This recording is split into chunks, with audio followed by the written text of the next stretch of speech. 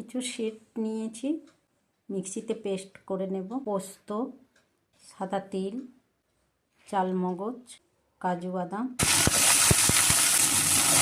লবণ দিয়ে ব্রোকলিগুলোকে ভেজে নেব। ব্রোকলি রোস্ট বানাচ্ছি। সাদা তেল দেব, পেঁয়াজ বাটা, দুটো তেজপাতা, ভাজা জিরের গুঁড়ো আর ধনে গুঁড়ো দেব, বেটে রাখা কাজু, চালমগজ, পোস্ত, সাদা তিল। তেল ছেড়ে ছেড়ে গেছে, মশলাটা কষানো হয়ে গেছে। দেব একটু লবণ, দেব একটু দুধ, অল্প দুধ দিচ্ছি, আর অল্প জল। সব দুধ দেব না, অল্প দুধ অল্প জল।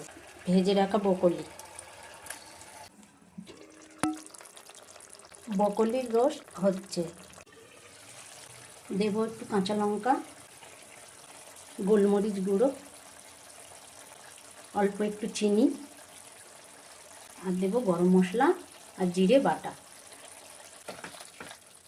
হয়ে গেছে আমার ব্রোকলির রোস্ট। ব্রোকলির রোস্ট রেডি।